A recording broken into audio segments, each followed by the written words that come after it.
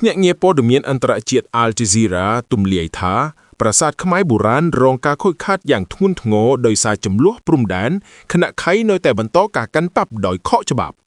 ភ្នាក់ងារព័ត៌មាន Al Jazeera បានទម្លាយឲ្យដឹងចំចំថាប្រាសាទខ្មែរបុរាណនៅតាមបណ្ដោយព្រំដែនកម្ពុជាថៃបានរងការខូចខាតដោយសារការប្រយុទ្ធគ្នាជំវិញចំនួនទាមទារអធិបតេយ្យភាពដែនដីដ៏រ៉ាំរ៉ៃនៅក្នុងតំបន់ដែលមានវត្តមានយោធាយ៉ាងច្រើននិងភាគច្រើនត្រូវបានហាមឃាត់មិនឲ្យចូលលោក Tony Cheng អ្នកយកព័ត៌មានរបស់ភ្នាក់ងារ Al Jazeera ដែលស្ថិតក្នុងចំណោមរក្សាសារព័ត៌មានដែលកងទ័ពថៃនាំទៅកាន់តំបន់នោះបានធ្វើសេចក្តីរាយការណ៍ថាប្រាសាទខ្មែរដ៏ស្រស់ស្អាតត្រូវបានបំផ្លិចបំផ្លាញនិងរងការខូចខាតដែលតំបន់ខ្លះយោធាថៃបានហាមឃាត់មិនឲ្យចូលទៅជិតឡើយសំណួរត្រូវបានចោទឡើងថាតើភាគីថៃនឹងបកស្រាយប្រាប់ពិភពលោកបែបណា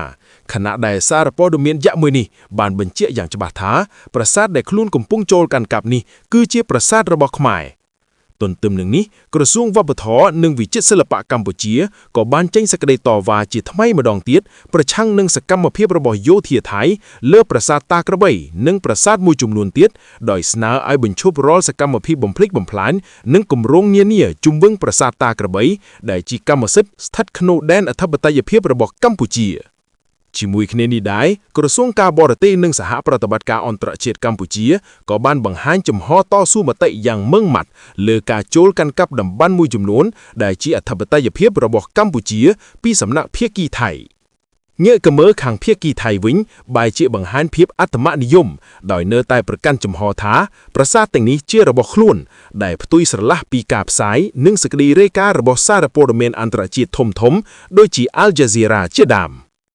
សកម្មភាពនេះបានកើតឡើងទោះបីជាកិច្ចប្រជុំនៃគណៈកម្មាធិការព្រំដែនទូទៅនិងគណៈកម្មាធិការព្រំដែនចម្រុះមិនទាន់មានការសម្រេចលើការកំណត់ព្រំដែនឲ្យបានច្បាស់លាស់ក្នុងតំបន់នេះនៅឡើយក៏ដោយ